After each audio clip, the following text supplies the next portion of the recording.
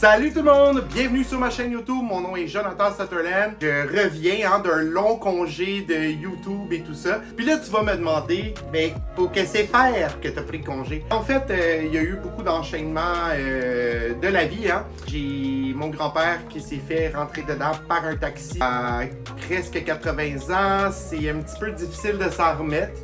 Donc j'ai beaucoup consolé ma mère et tout ça aussi à travers tout ça. C'est une des raisons. Une autre raison, c'est que je suis parti en voyage au Mexique. En venant de voyage du Mexique, la même semaine, je suis devenu assistant gérant à mon travail actuel. Et ma gérante a décidé finalement de quitter. Et qui a pris la place? Et c'est moi. Donc je suis devenu gérant de mon magasin. Et disons qu'il y avait beaucoup de choses à remettre en place qui doivent encore être mises en place. Puis c'est beaucoup de travail, donc je suis pas autant libre pour faire des vidéos. Mais par contre, consolez-vous, je reviens à partir de maintenant sur ma chaîne YouTube au minimum une fois semaine parce que je m'ennuie de vous autres. Donc je vous reviens avec des vidéos bien certainement par rapport aux plantes.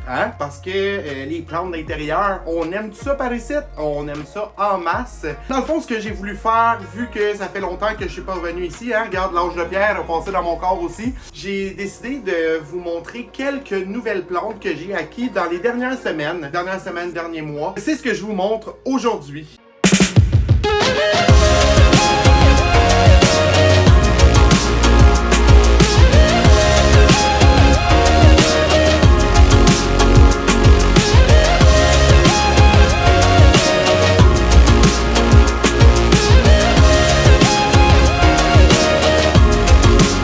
Malgré que j'étais pas mal occupé avec la vie en général, je me suis procuré quelques nouvelles plantes que je veux vous montrer à l'instant.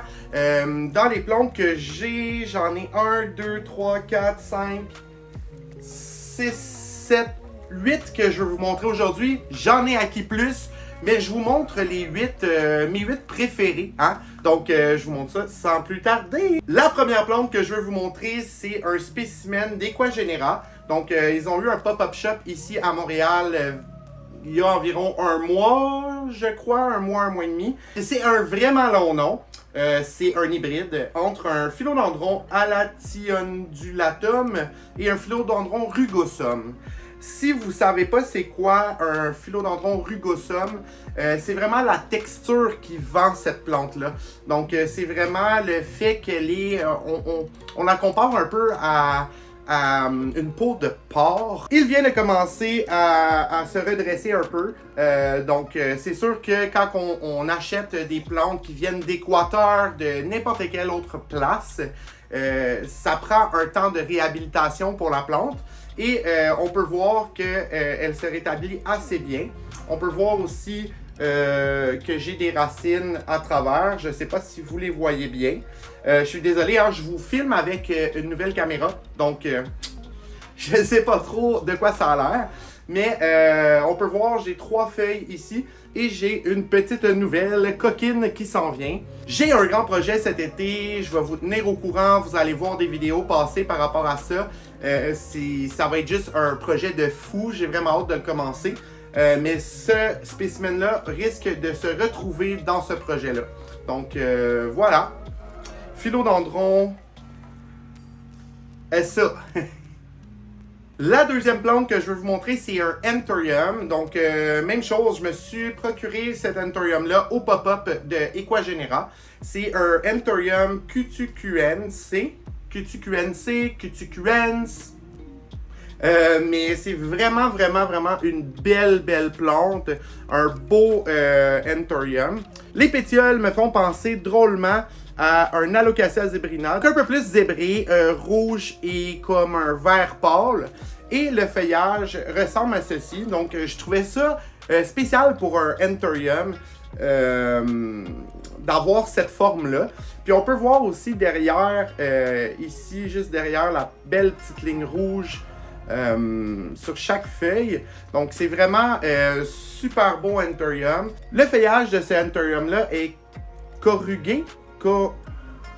Je sais pas le mot en français, mais corrugated en anglais. Donc, c'est vraiment C'est vraiment spécial. C'est un petit peu comme la texture de Monstera Peru. Donc, c'est assez ferme et corrugated. Anthurium cutucuense. La prochaine plante, elle est à veille de fleurir. C'est un Hoya burmanica. Donc, c'est un Hoya dans la même famille un peu que les Hoya polyneura. Donc, c'est un complexe de Hoya polyneura si je me suis bien renseigné. On peut voir ici la forme du feuillage. Moi, j'adore la forme de son feuillage. Comme j'adore la forme du feuillage aussi du Hoya polyneura. Je trouve que ça y ressemble drôlement, mais en étant quand même complètement différent. Donc, je la trouvais le fun. Je l'ai commandé chez Crystal Star Nursery. Donc, un beau plan quand même pour le prix que j'ai payé.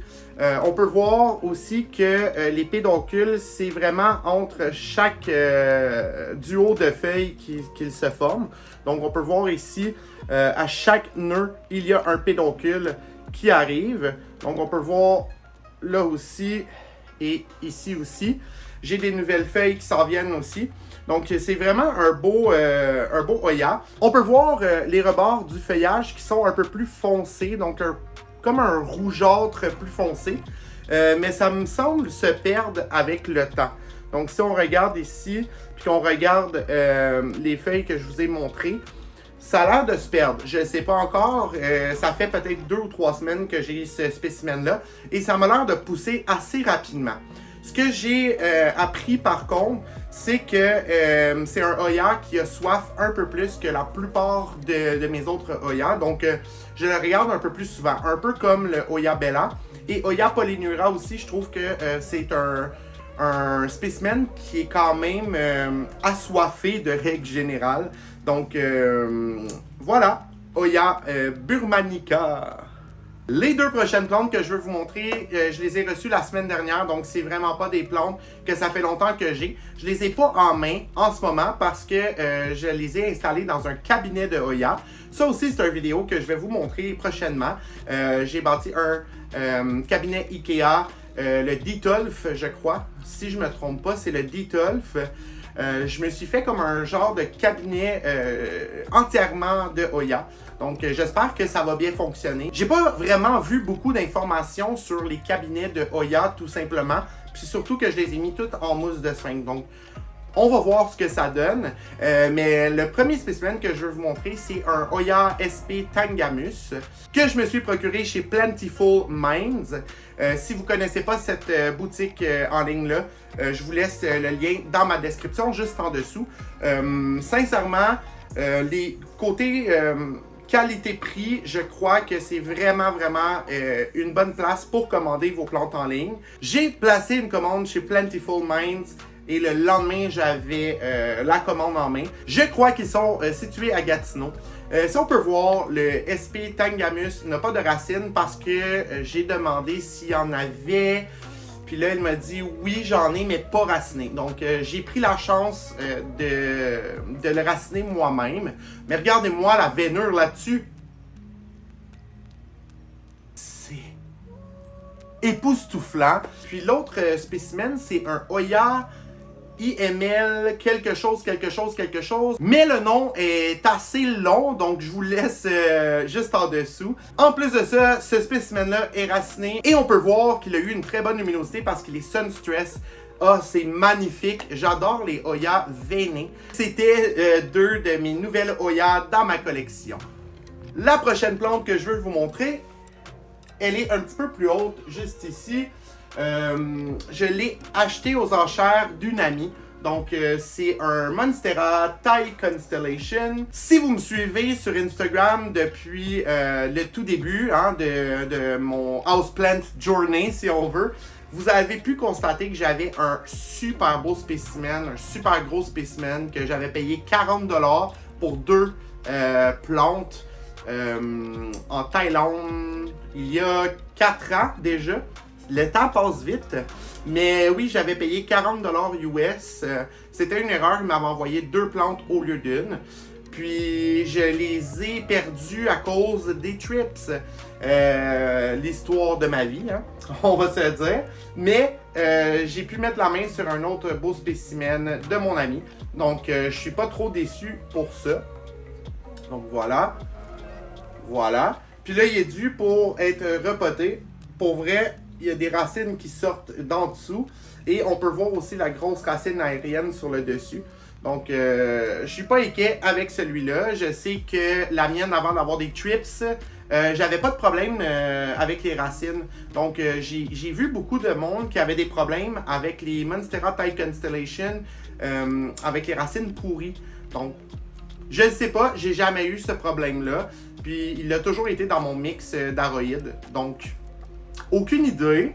Mais, concernant ce spécimen-là, j'ai bien hâte de le voir plus gros, hein? Mais il est super beau. La prochaine plante que je veux te montrer, c'est mon Monstera Obliqua Pérou. Donc, c'est une plante que j'ai mon œil dessus depuis assez longtemps. C'est une plante qui se vendait des milliers de dollars auparavant pour le même format que j'ai ici. Je crois que j'ai payé 180 dollars. Je l'ai acheté chez Bioterra. Donc, je sais qu'ils ont un groupe Facebook. Je vais vous laisser dans les commentaires juste en dessous si jamais vous voulez acheter de Bioterra. Bioterra, c'est vraiment une shop magnifique. Et le propriétaire de la shop fait souvent des purges Facebook. Donc, si vous cherchez des spécimens un peu plus rares, allez zioter ça, mes amis. Mais c'est ça, je me suis procuré ce beau petit Monstera Obliqua Pérou-là. De ce que je remarque, c'est une plante assez facile d'entretien. Moi, elle est dans un petit terrarium avec peut-être 70% d'humidité. Puis, elle se porte à merveille. Elle a une nouvelle feuille qui s'en vient juste ici. Donc, c'est pas une plante qui est super compliquée. Par contre, de ce que j'ai pu comprendre, le Monstera Obliqua Pérou est beaucoup plus difficile à propager. Donc, je ne sais pas, je ne l'ai pas encore testé. Mais c'est ce que j'ai entendu, que la Monstera Obliqua est un petit peu plus compliquée à raciner. Donc, c'est à voir avec le temps. Et c'était mon petit spécimen. La dernière plante que je veux te montrer aujourd'hui, c'est mon super magnifique, mon super gros Hoya Publicalix Hawaiian Purple, Royal Hawaiian Purple, si je me trompe pas. On peut voir que j'ai des feuilles assez quand même silver pour une plante. Regardez-moi ça. Pour un Hoya Publicalix Royal Hawaiian Purple. Mais on peut voir que toutes les feuilles qui sont plus mauves, c'est toutes des nouvelles feuilles. Donc c'est vraiment un Hoya qui pousse assez rapidement. Celui-ci, je pense que je l'ai payé 40 $ pour tout ça. OK? Puis je peux vous dire, à chaque semaine, j'ai à peu près une dizaine de nouvelles feuilles. Donc à ce rythme-là, elle va devenir géante. En ce moment, elle est au-dessus de mon bain, sur mon échelle. Par contre, je pense vraiment lui faire un treillis pour qu'elle puisse y grimper. Comme mon Hoya Publicalix qui est super silver, que je vous ai déjà montré sur la chaîne, mais je vous remonte encore. C'est vraiment un magnifique spécimen. Je pense que je vais leur faire chacun un treillis et les mettre dans un coin pour qu'ils fassent vraiment le coin au complet avec le temps. Ça serait super beau. Donc ça, c'est vraiment un gros panier. Super facile d'entretien. Je l'arrose peut-être une fois. Ça fait peut-être 2 fois que je l'arrose, puis ça fait peut-être 1 mois et demi que je l'ai dans ma collection, celle-là, ce spécimen-là. Et depuis que je l'ai dans ma collection, il a doublé de grosseur. Donc, juste vous montrer à quel point que c'est une plante qui pousse rapidement. Dans ma salle de bain, on peut compter à peu près 50-55% d'humidité en tout temps. Donc, c'est pas l'endroit qui est le plus humide de tous, mais beaucoup de mes plantes s'y plaisent.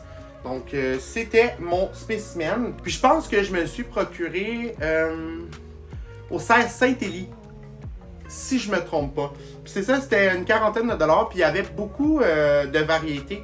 Je sais qu'il y avait aussi des Hoya Compacta qui étaient assez gros pour le même prix. Il y avait des Hoya Shepherd Eye très gros pour ce prix-là aussi. Des Carnosa. Il y avait quelques spécimens. Puis, je suis toujours intéressé d'avoir un gros panier de Hoya comme ça. Donc, c'est vraiment un spécimen magnifique. J'ai failli m'en acheter 2 ou 3 juste pour les mettre ensemble pour que ça soit comme un Hoya géant. Mais je ne l'ai pas fait malheureusement.